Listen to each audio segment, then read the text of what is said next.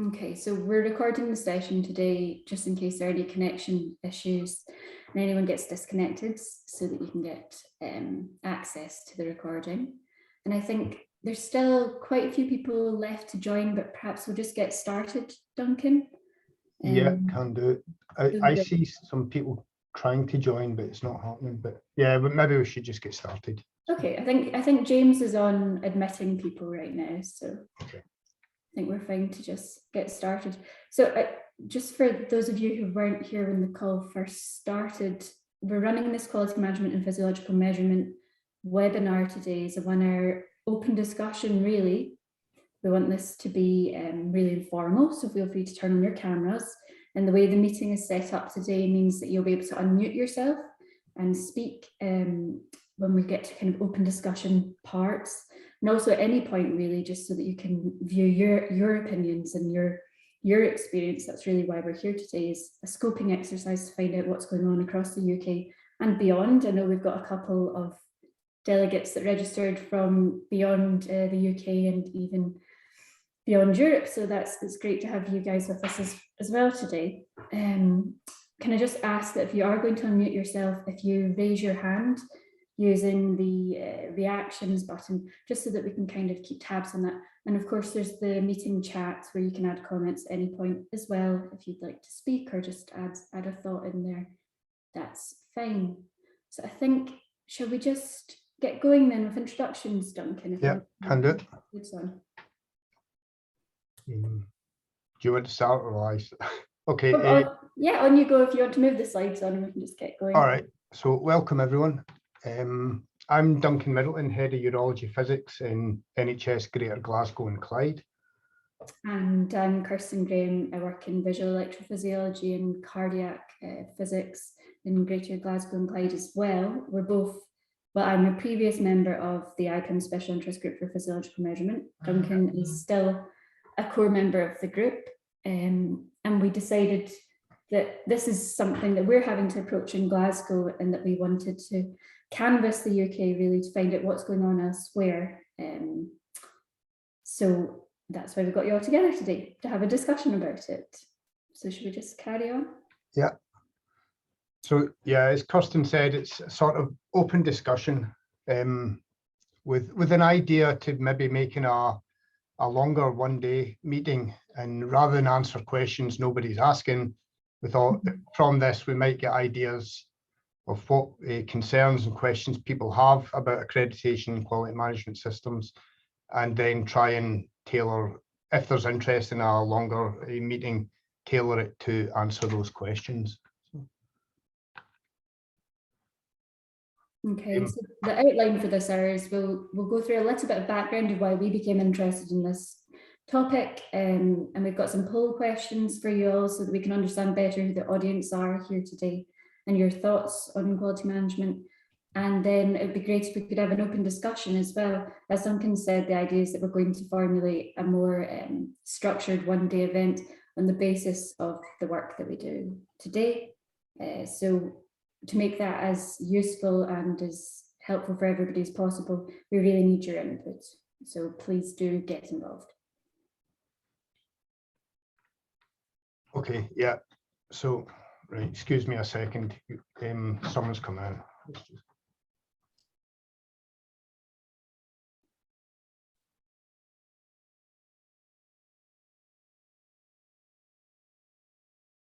Right, sorry about that. There's we've got a patient here just now, and I just working in the NHS. So, as Kirsten said, we wanted to hear your views, and the reason we thought we'd put this together is in the last 2 or 3 years we have started to hear about accreditation for physiological measurement systems, and this involves quality management system being put in place. I'm not really sure exactly where it all came about, but certainly in my own field of urodynamics, about 2 years ago, the United Kingdom Continence Society raised that they want to have all UK services accredited, and also that they want all people who are performing urodynamic studies to have reached a certain level higher than the international standard. Now, the reasoning behind the UKCS wanting this was because as they'd done an audit, they'd found that many studies did not meet minimum standards that they wanted. So they brought that up, and then in the last year or so, also in Glasgow in the clinical physics department, they've talked about bringing in, getting the department accredited and bringing in a quality management system as part of this. And as it seems to be, it's just in the air just now, it's starting to happen all over the place. We thought we would put this together and try and answer questions people have, because we have many ourselves. And particularly, well, one is, I'll go through some of the questions I have, but these will mainly be relate to urodynamics, but probably relate to other things. Now, looking at the UCAS website, because they seem to be the regulatory body who do accreditation. And worth noting as well that we've got people from UCAS on the call today. I believe there's a handful of people from UCAS here. Yeah, there were certainly UCAS people had registered, but I assume they're here. But for urodynamics, and from what I can see in their website, the accreditation is only voluntary just now, it's not mandatory. But one thing, what I couldn't find so much information is this likely to become mandatory? And if so, what areas is it likely to cover? On UCAS, there's the IPEM standard, which covers 8 areas of physiological measurement. And as most of us are probably aware who are in the UK, the NHS is run differently in all 4 of the home nations in the UK. And a consultant has said to me that where it may be made mandatory in England, if Scottish government don't choose to adopt this, it won't happen here. So we could end up with a 2-tier system. And there already is a sort of 2-tier system in many ways, the way NHS is run. So I wonder what the legal situation is with this and what it's likely to become. I don't know just now. Now, another thing is like the impact of, if it is made mandatory and we all have to, all our services have to become accredited, in principle, there should be improved patient safety, improved quality of measurement, better standardization of measurements throughout the UK. But on the other side, the resources required to get accreditation and put in a quality management system are quite substantial and will take quite a lot of time and money, which larger services can probably absorb. But I know in urodynamics, there are some services where it's 1 or 2 people who run it. And I don't think they would be willing to put this effort in. So they would probably just close their service. And that would then mean patients would have to travel to another site rather than just being able to visit locally. Certainly that was the case, wasn't it, Duncan, in our special interest group for physiological measurement, that we had colleagues that were one-man sites, and they were very concerned about how they would go about implementing a QMS. I see, Andrew, you've got your hand up. Would you like to speak? You can unmute yourself. Yeah, I'm just interested. Would we see something like accreditation networks where hospital networks become accredited and standardized together, like say like 3 or 4 trusts with the smaller departments, and start to become like a really an accredited network type of thing? Do you think that might happen? I don't know. That's one of the questions I think it's going to be in slides. I had wondered about myself. It's like NHS Scotland is split into different boards, but with some things they're trying to make it nationwide in Scotland. Could we just have one accreditation body for the whole of Scotland, or does it have to be split between the boards? And then also, I think it might be the next slide. Yeah, there's sort of 2 main types of accreditation we've seen seem to be suitable for clinical physics and physiological measurement. IQIPS is for individual physiological measurement services and is tailored to 2 different standards, whereas MPACE seems to be overarching. It covers a whole clinical physics department, and also includes clinical measurement. So it'd be, if you go for MPACE, why bother with individual IQIPs? And then the other one is sort of along the lines of what Andrew was saying. If you get IQIPs, could different physiological measurement systems use the same IQIPs accreditation, but just tailor the different bits? Or would it have to, if we have to get IQIPs, would it have to be done for every physiological measurement or every area, which is then even more overhead? So at the moment, I don't know, but this is questions we would like to try and answer.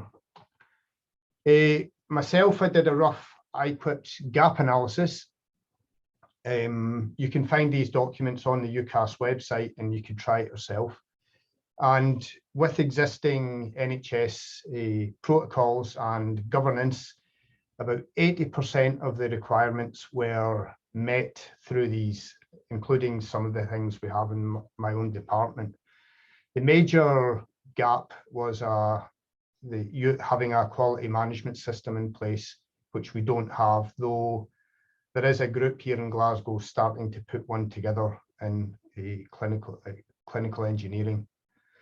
And then a question I have about the gap analysis is, because we're a scientist-run service here, some of the things were related to what a consultant would discuss with the patient, and we don't have control over that. So would this affect our chance of getting accreditation? So these are just some of the concerns and questions I would like to get answered, and among other things. Yeah, absolutely. So I think that we're very much not experts in this, and we're really just delving into this and trying to learn more. And as we were having these discussions within the SIG, we thought, well, this is relevant to our wider community. So wanted to get you all together to hear your thoughts. So does anybody have any thoughts they'd like to share at this point? Perhaps there are people on the call who have experience implementing QMSs or accrediting their services. Joanne, your hand's up. Do you want to unmute yourself? Hi, yeah, I work in visual electrophysiology in Leicester, and we have a medical physics department, and our medical physics department has accreditation under ISO 9001, and so our service, our electrophysiological service, has accreditation as part of that system. So whilst it's not necessarily totally tailored towards physiological measurement, it is UCAS recognised, and it's we've got all the quality management documentation, but I think to some degree it's then easier because you've got an overarching system that everyone in your wider department is following, and then you've just got a kind of subsection of that, which is a little bit easier to manage. It makes accreditation visits a bit easier because it's not all about you. But yeah, I just didn't know if people saw that IQIPs, if you had to go down the IQIPs route rather than doing, if you already had ISO 9001 accreditation, whether people were veering away from that, or if that's a suitable alternative, or what people's thoughts were.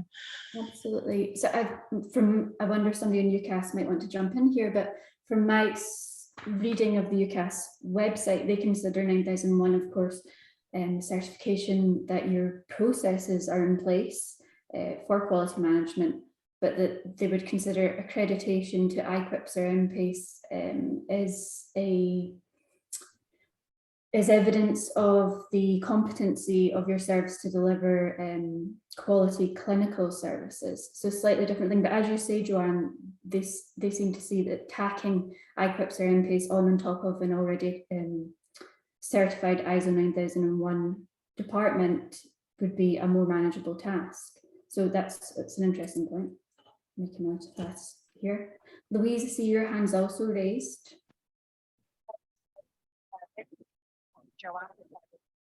Oh, Louise, I can't really make you out. Can you hear me now? Oh yes, that's perfect. Sorry. Yeah, just echoing what Joanne said, really. So we're a clinical measurement department that sits within clinical engineering and medical physics, and our department has a quality management system overarching the whole of medical physics. So we're accredited to ISO 9001. In a previous role, we were looking at MPACE accreditation in a service that we were getting ISO 13485 before, because it was looking at medical device manufacturing and things, and we're looking at MPACE as an accreditation to that.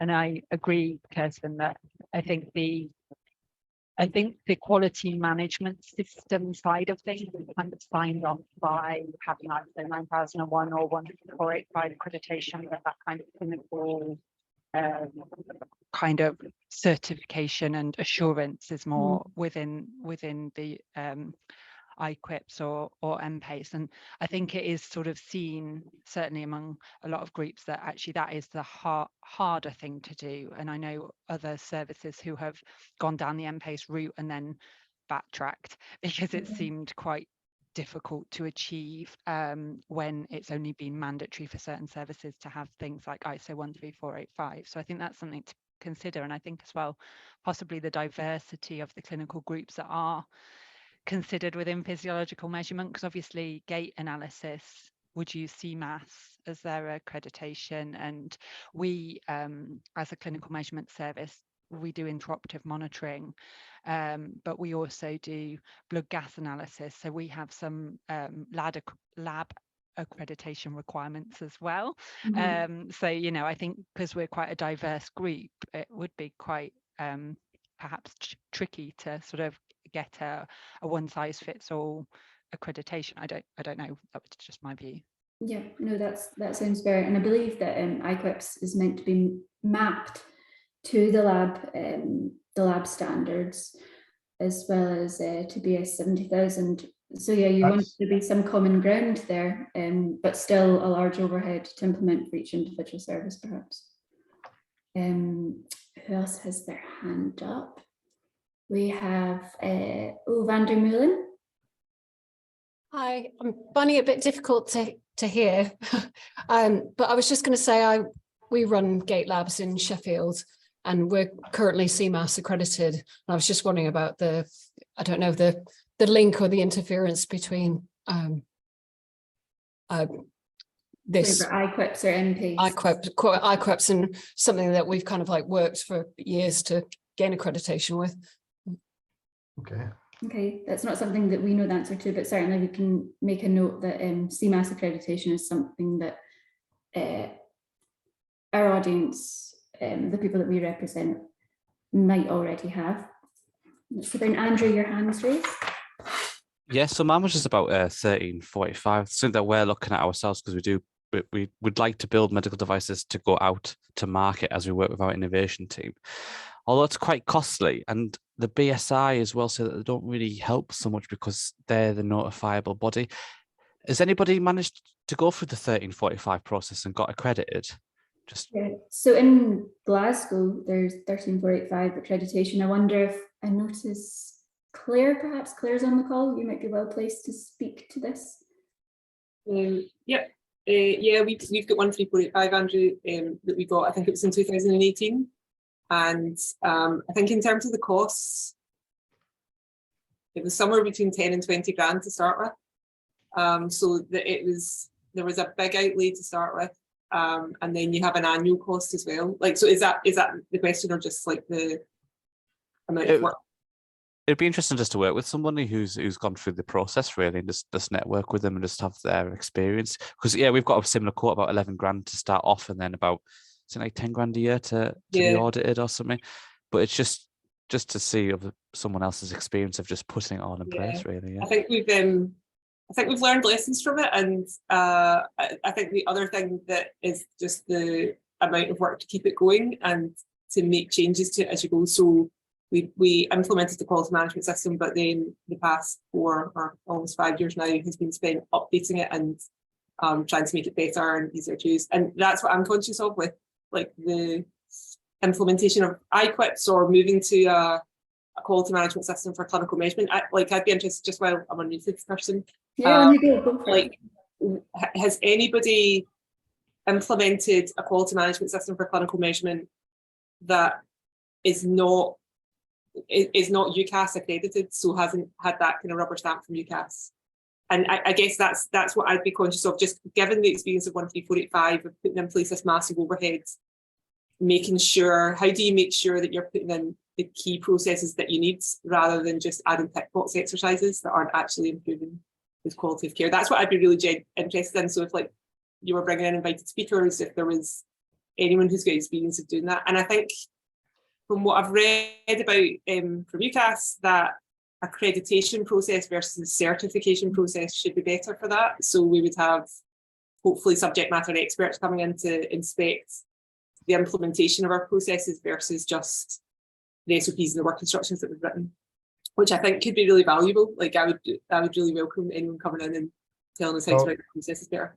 One thing we had thought was, if this goes to a larger meeting, a full day meeting, to get people who've had experience of putting this in.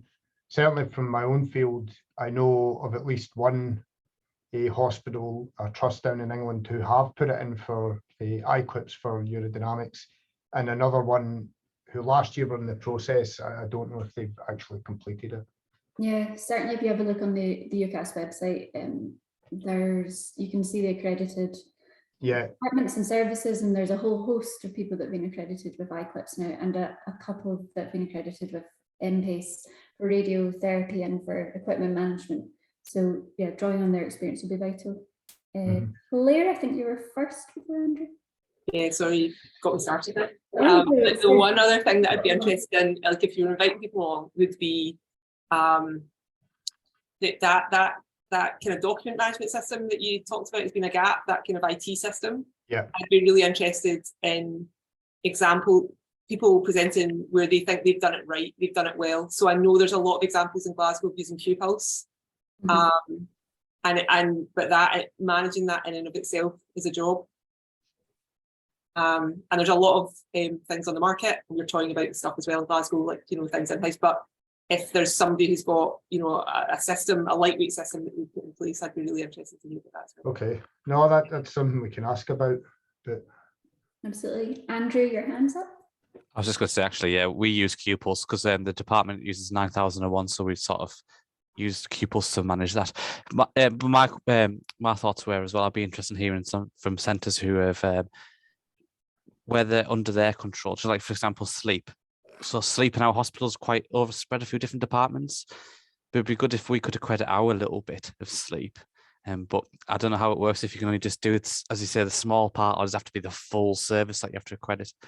That'd be interesting to hear stuff about that. Okay.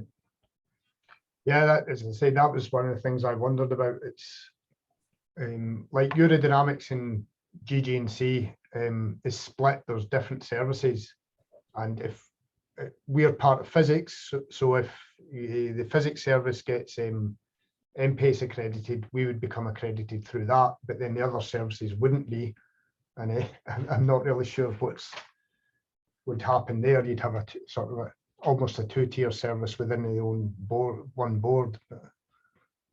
But yeah, no, that we can see about trying to, if we can answer that.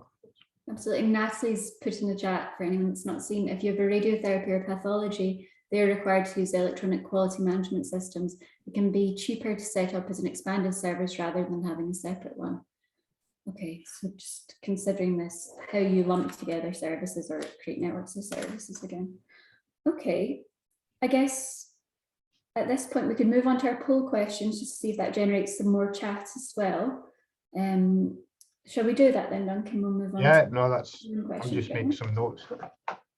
Sure, I know, I'm frantically scribbling everything everybody's saying right now. Okay, so this is the first kind of group of questions. We really just want to understand who you all are, and so who's interested in this and where you are as well in your stage of implementing quality management system or looking at accreditation. So I'll just, if you move forward the slides, Duncan, I'll just launch the first question. Yep.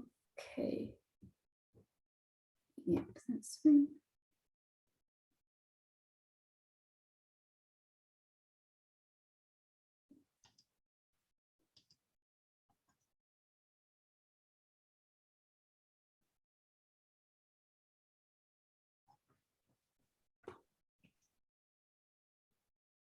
Just a quick question, Kirsten. Yes, so here we've got two of us from the same team in the call. Do you want us both to answer? I don't want to skew your poll result. Oh, yeah, sure, go for it. Both of you answer. That's okay, fine. Cool. You might have slightly different thoughts about some parts of it, I guess, Sarah. Yeah, do go for it. Okay, so that looks like the first one's finished. I'll share the results as well so that you're able to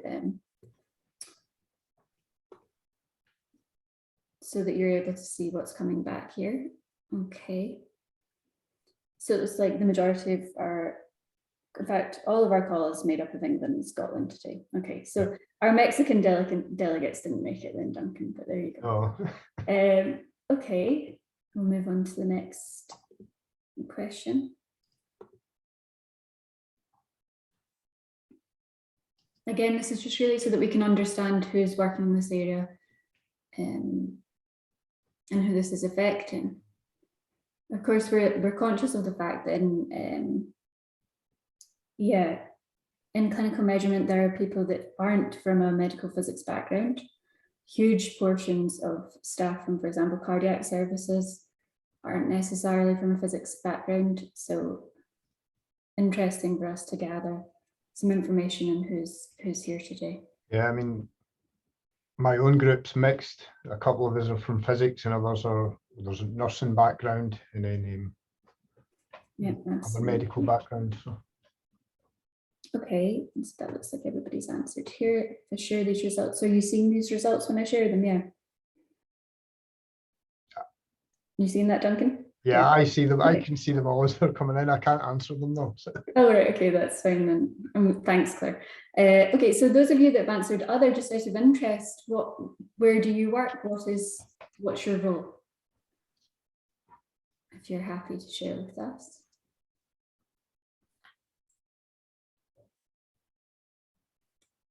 Or maybe not. Radiation specialty, okay.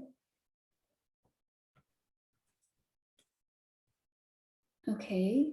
Academia. Yeah, good to see you, Pete, as well. Okay, lovely.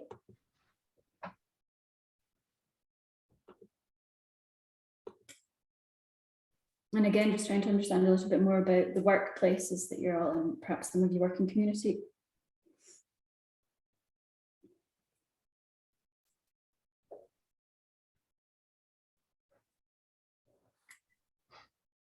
Okay, and I'm presuming the other there might be you, Pete, working in academia.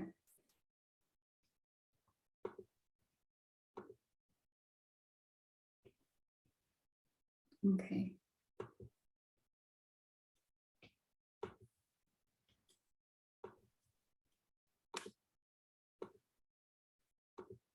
Super. Subcontract to multiple work sites. Okay. Okay. So Natalie, do you locum then when you're working? I've set up sort of an independent company. I contract to an RPA. Right. Okay. A lot of the time I've spent since 2006 working for them. I've also done quality management in imaging services. Perfect. Okay. So yeah, it's sort of blending the physics with the clinical. Absolutely. Okay, it's great to have you here. I remember from the gap analysis when I tested it, there were sections on subcontracting and things like that. So, but okay, it's not applicable to me, so I skipped over it. Okay, great. So I'll launch the fourth question we've got here, and this is just so we understand better which areas of physiological measurement you might be working in.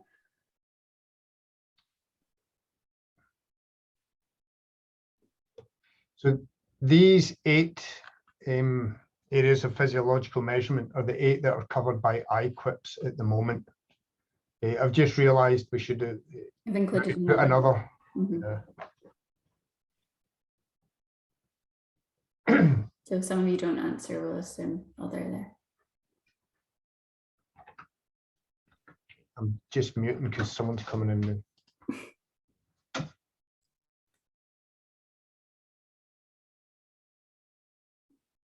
Is there anyone there that wasn't able to answer because we didn't make the multiple choice wide enough that would like to let us know where they work? Or perhaps it's already covered by our RPA in academia. Okay, so end that one just there. back again.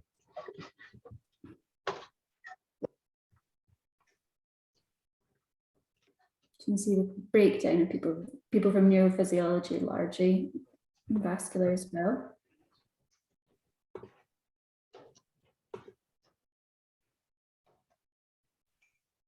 Yeah, and so we wanted to know, are you part of a larger medical physics department, really to know whether or not MPACE would apply to you. Because on your own, it's, I guess, likely that you'd go for IPEPs rather than trying to do the full whack of MPACE.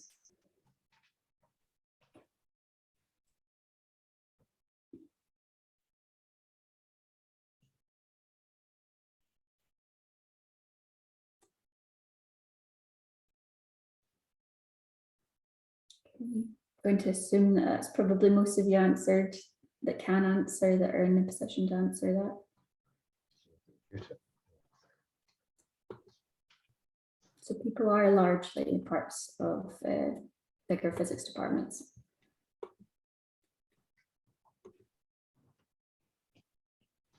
Yeah, and this is something that we wondered, is there pressure from your management in the hospital or in your services to be implementing QMS? Maybe it's not something you've heard about from them at all. Maybe if you're part of a larger physics department, it is something. Or maybe it's just something that you're exploring as scientists and technologists working in the field because you're aware of it through perhaps professional bodies or societies like the UKCS, as Duncan said. Yeah, I mean, in Glasgow, we got a new head of department a few years ago, and they've brought up wanting to bring in a accreditation, MPACE it would be, but then the UKCS brought it up separately, and it split the society because, as I said, some are big groups and others are tiny groups that just couldn't cope with the overhead, particularly if it's anything like the ISO 3485 that Andrew and Claire were talking about. 20,000 plus is, they're probably just going to say, we'll cut the service and just send patients off somewhere else. So Nat is saying, yes, in my experience of a private hospital, EGI standard desired by CEO or an NHS for clinical leadership involved following any instance or higher awareness. Okay, that's a good point. And I think from reading UCAS's website as well, they were really linking into the fact that they are working under the instruction of NHS England and the Care Quality Commission, really. So we can see potential pressure coming in from that direction, but still at this stage, they are reinforcing this isn't a mandatory thing. Yeah, it was one thing I noticed from their website. It mentioned NHS England and Care Quality Commission a lot, but it didn't mention so much about Scotland, Wales, or Northern Ireland. Yeah, the care inspectorates and regulation and quality improvement authorities. Andrew, your hand raised. Would you like to speak? Yeah, thank you. And sorry for being late. I missed some interesting stuff. Andrew Gammy here. I'm doing urodynamics in Bristol, and I represent urodynamics on the UCAS clinically advisory group. And it's been interesting how CQC keeps coming up, and it is a lever that we can use. But the other one I discovered today was that the new community diagnostic centres, CDC, which might just be an English thing, I think, are being established, and essentially that's putting up private competition, and or it's giving extra capacity, but it's designed as competition, and they are requiring that these centres get IPEPS registration within 2 years of being approved as a centre. So there's another push, which I hope will get some traction, and also the, oh dear, what are they called? Physiology improvement something project. There's some NHS England project going on, transforming something or other, and they're also trying to find ways to make IPEPS work. So there's pressure building, but it's, as Duncan just mentioned, it's expensive, and there's still, it's not mandatory, but we're getting there slowly. I'm an optimist. Absolutely. Okay, that's really interesting to hear about the community diagnostic centres then. That's not something I'm aware of in Scotland, but perhaps that's just me, but that's useful. Thank you, Andrew. Oh, and Andrew Simpson's asking, has anyone got a Word document version of the IPEPS gap analysis, which is a PDF? Oh yeah, that's not terribly helpful. I think I used Word to convert the PDF into a Word format. So perhaps that's something. Modern versions of Word can do that. I'll give it a go, thank you. Okay. So let's see, what was our next question? Yeah, we wanted to know what stage at QMS implementation accreditation you might be at. Is this something you're already doing, you've considered, or are you joining this call just because you work in physiological measurement and you thought this is something you should know about, and it's maybe not something you've considered yet?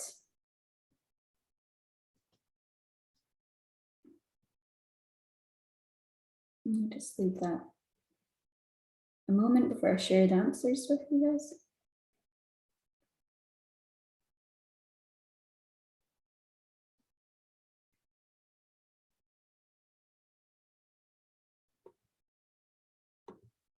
Okay, so most people on the call are at the stage of considering a QMS.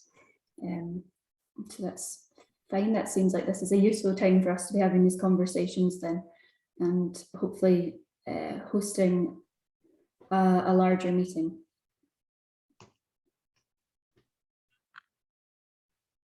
Okay. Right, okay, and Louise is pointing out that she's fully implemented relating to ISO 9001 rather than IPEPS. Thanks, Louise, for clarifying that. That's helpful.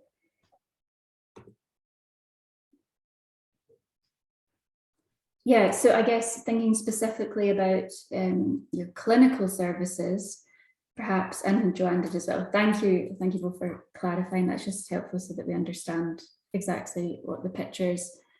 Yeah, thinking about your clinical services, which accreditation scheme might you be most likely to look at? Natalie's used EQMS, QPulse at 2 NHS hospitals and helped a private hospital with a gap analysis and application UCAS for imaging services. That's great. So you're very experienced at this, Natalie. It's really good to have you on the call with us today. It seems a lot of us are at the stage where we're starting out. Okay, let me share this with you.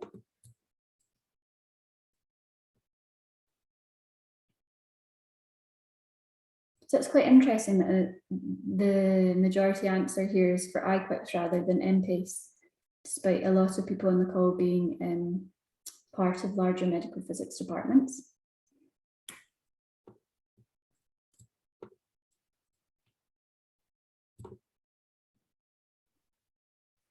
Yeah, and I guess it now comes down to, and this should be a discussion again for everybody, what you expect, which benefits that you expect to get from an accreditation scheme.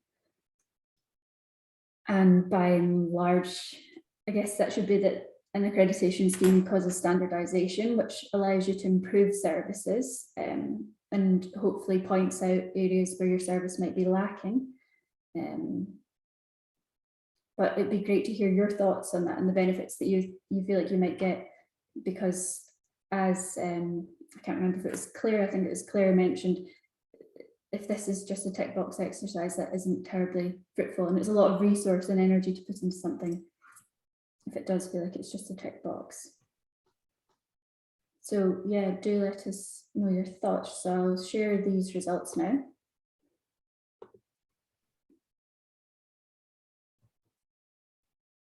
So Louise is pointing out currently our service sits for medical physics, but there's a potential move where we may move towards a larger physiological measurement department, in which case we'd look at IPEPS. Okay, that makes sense.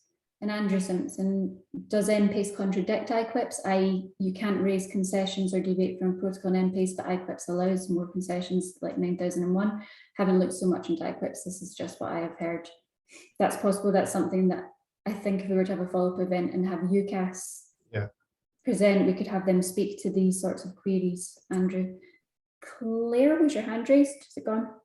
Yeah, but I think that's all I was going to ask, was like a UCAS person to come and speak to us, because I think that's what I understood from the UCAS rep who came to Glasgow, was that the two were compatible. So if we were going for IPEPS as part of, if we were a physiological measurement service and who's part of a broader medical physics department that was going for MPs, they would send a kind of joint delegation.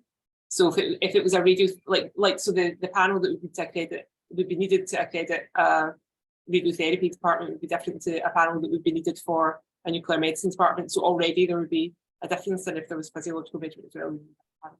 But if like we could get some clarification from Newcastle, we already done that before, that would be really. Absolutely. Andrew, your hands up. Oh, sorry, Duncan, were you going to jump in? I was going to say, if there is a follow-up, we would definitely try and get someone from UCAS to come along, or multiple UCAS members. Yeah, I think we need a panel of them. Andrew, if you'd like to speak. Yeah, I thought that Laura Booth was actually registered on this meeting. She would have been able to answer. But yes, from my own experience, I can say, I don't know MPACE, but my own experience is that IPEM relies on the technical assessor when you do your final assessment. And a lot of the weight is carried by that person's judgment. So it does mean that there is space for concessions. So they are basically being asked to give a professional opinion on whether that step that this department makes does achieve the quality that's required for a good service. It's not a simple box. It's actually a professional judgment made by that assessor. So there is leeway on that. Okay. Yes, I think we did have UCAS delegates registered, but they must have not been able to make it here today. There's only about half the people joined in that did register. So okay, that's fair enough. Okay, so on to the last few questions that we have for you. Yes, so which of the following concern you about quality management and the overarching accreditation scheme in general?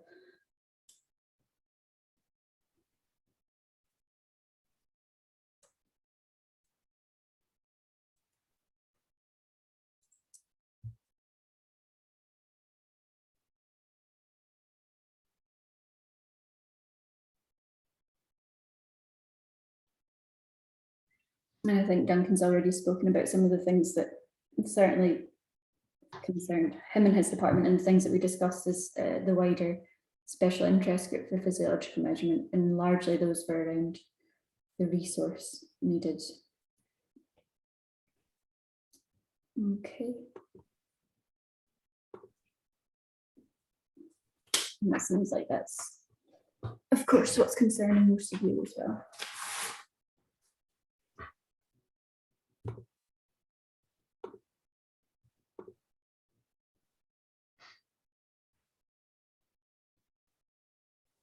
And I've just noticed as well, Natalie, that you've added have to have a champion in each sub-department of imaging services, I've found. Right, so somebody that will champion the implementation of the quality management system, will champion the accreditation in general. On you go. My capacity was quality manager on a contract basis. So you come in, you set it up. You might work with this system or that system, depending on if you can piggyback something that's already there elsewhere in the trust. Why have a different system for more cost? But when you walk away, you want to know that whatever you set up is going to be maintained. Yes. It falls over dead in a few years if no one is championing it. So you build it into reporting structures, report it up to the managers as a compliance with what percentage of your documents are up to date, etc. Yeah, absolutely. I guess that harks back to what Claire was saying earlier about the device quality management system that they put in Glasgow and the amount of overhead that is to maintain going forward. And Joanne's written in the comments as well, a champion plus buy-in from the whole service, so it's not just down to a single person. So yeah, it's top down, bottom up again, isn't it? Yeah. Just from your experience, Natalie, do you think for a larger department or larger board or trust, would that be a full-time position, or could someone do it part-time? Or I certainly have managed 2 NHS sites on a part-time basis, perhaps 50% working time equivalent. That incorporated imaging, diagnostic radiology, nuclear medicine, not radiotherapy. That was sorted separately. They had a full-timer. Okay. So if you're looking at just diagnostic imaging services, perhaps half-time. Okay, so that's quite a lot. It is, but that includes things like establishing all of the missing documents or reviewing them with each champion in each area, because it can be more time consuming to get it initially set up. And that was my role as a contractor, be the force for drive, the drive for change rather. Maintaining, Yeah, and you do that, as Duncan's pointed out, with the executive support. It is top down. It's got to be driven. Yeah, absolutely. Yes. So Andrew in the chat saying lead scientist is a key role, and Duncan and support from head of department, the wider trust exec is essential. Some accredited services will also have a quality manager as a paid role. It does have to be resourced, I think, to do it successfully, because everyone's got such demands clinically. So it's part of the management burden in the NHS, isn't it? Yeah, absolutely. Yeah, as I said, one of my fears here is some of the smaller sites in Scotland, it's 1 or 2 people running urodynamics, and I could see them just stopping and sending their patients to Glasgow or Edinburgh or other larger sites. Do you have the ability to run them in on the same electronic quality management system standardized process across the state? I don't know. That's one thing I wondered. There have been talks of certain things trying to make them Scotland-wide, and if we could do it for some things, could we do it then for quality management and have a nationwide quality manager? Or team of, Yeah, and you don't even necessarily have to all have access to the same QPulse or EQMS or whatever system. You might have it driven off an Excel document that everyone can look up and only one person can edit. You have other options. Okay, that's really helpful. Well, I mean, I guess these are things we could ask if we get UCAS representatives there, and as was raised earlier, whether multiple trusts could use the same system, because obviously it's a difference. So Andrew in the chat suggesting that might not work under IPEPS. It's set up as a per trust system. Okay. Yeah, it's all very much linked to one organization's policies and practices and legal responsibilities. I've never heard of anyone using it for different trusts. I know that some trusts have got multiple sites and they cope with that, or even one company that has several shops, as in audiology, but I haven't heard it work the other way. There's no reason why it can't be made to, but it would take some stretching and work, I think. Okay. That's So interesting. you Yes, I can guess it take can. back to the system if you discuss the ability of voluntary membership, and you get accreditation for the third party rather than the trust. Right. Okay. Okay. Thank you, Natalie. Claire, your hand's raised as well.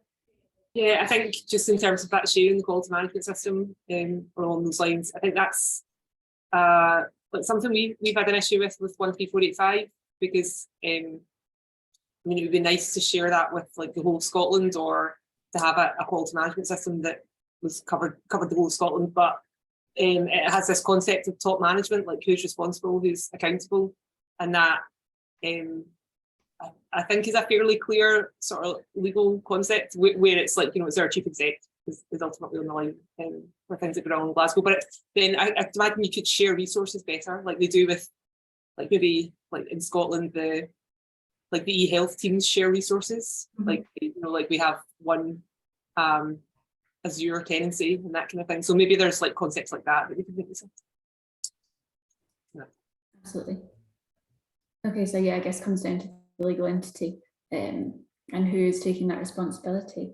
Let me just end this other question that you were asking. So it seems like there are people on the call that would pay to attend a follow-up event. So that's useful for us to know before we go ahead and start planning and thinking about this.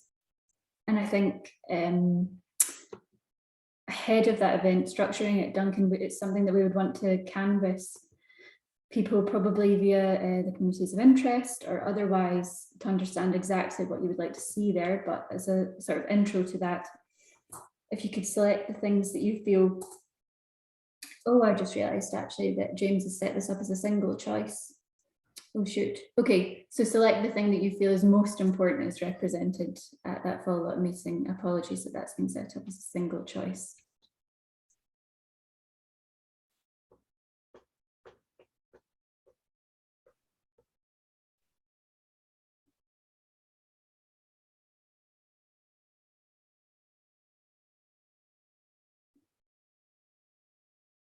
Thanks, Andrew.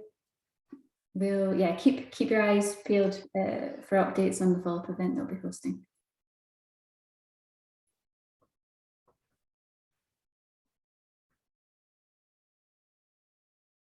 Okay. I think that's fine. I'll share this now. So it seems like overwhelmingly people are wanting to hear from people that have been through this process. And of course, with an understanding from UCAS about the background context and how we practically do this, because there's obviously questions about the logistics of it and also the number of services that could come under one scheme. Okay, that's really helpful. That's all the questions that we wanted to poll you on, and we've made lots and lots of notes about the discussion. We have another 5-ish minutes left in the call. Is there anything anyone else would like to raise? As we say, we're trying to structure a follow-up event, so if there are things that you feel would be useful, then please do let us know now, or do get in touch with us after the end of this event. Thanks, Karen.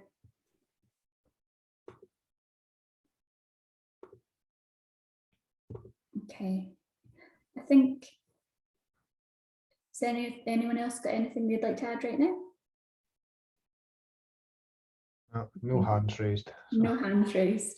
Okay, I think that's been really helpful though, and it does seem like a follow-up event would be useful. So we'll get on with organising that. Thanks. Yeah. Great, lovely, and I think we've had to think about all those talking points already as we've gone through, so that's super. Okay, so we'll be in touch then, and do keep an eye on the communities of interest in the IPEM newsletter about the follow-up event. We'll get started. Yeah. Got lots of work to do. Probably look at like a one-day meeting, and possibly in person is better than online. Yeah. I think generally IPEM we're looking at one-day meetings being in person. Yeah. Wanting to go back to in-person meetings rather than the virtual, now that things seem to have returned to some sort of normality after the last 2 years. Absolutely. Great. Thanks, everybody. I think we'll end this call now. So it was great to see you. Okay. Thanks for joining. Thank you. Thank you.